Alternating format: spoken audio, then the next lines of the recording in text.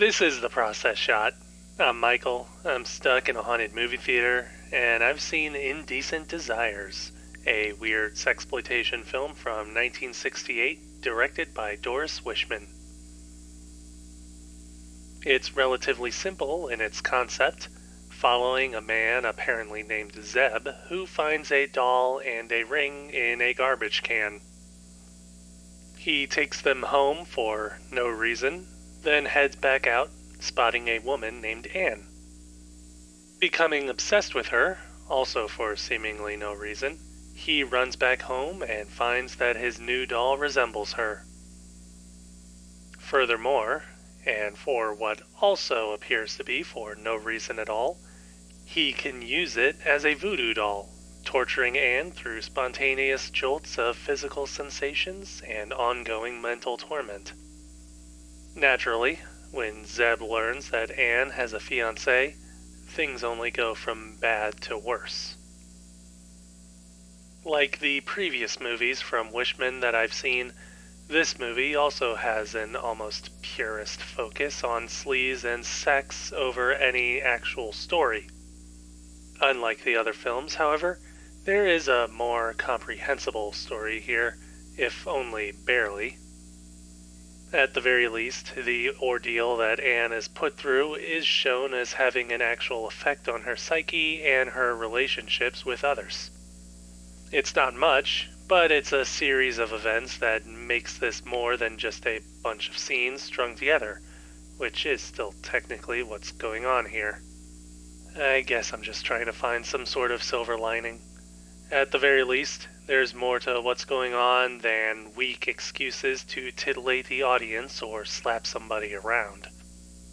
There's some sense of a creative effort in here this time that shows a desire to put forth a creative voice of sorts, even if it's something that's overshadowed by the exploitation.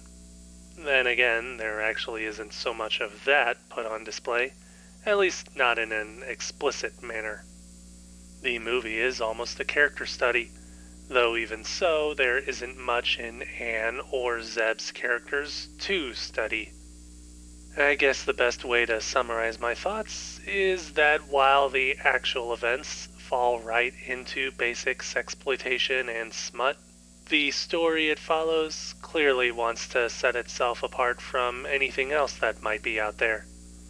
It may not be anywhere close to perfect, but it's better than nothing.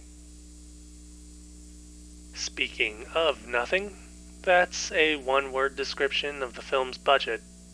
If there's one thing that can't be outright hidden by the filmmaker's creative spirit, it's the overall production value.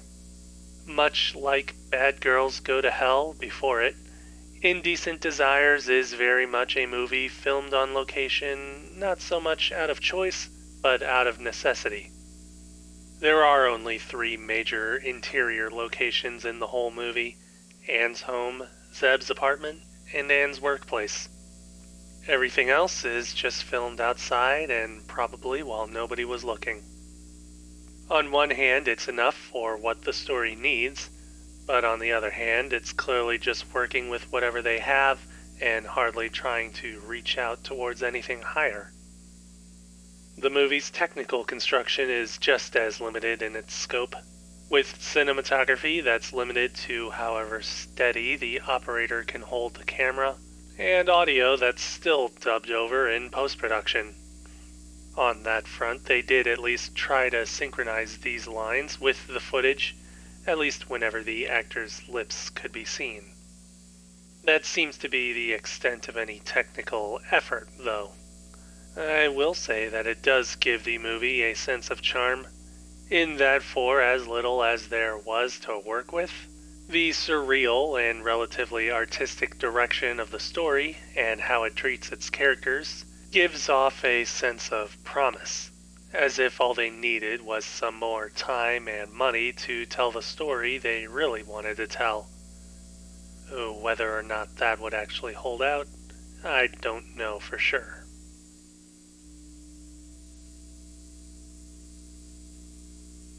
Indecent Desires, Doris Wishman, 1968. 2 stars.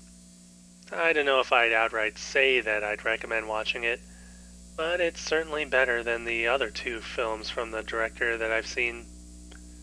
Hopefully this becomes a pattern.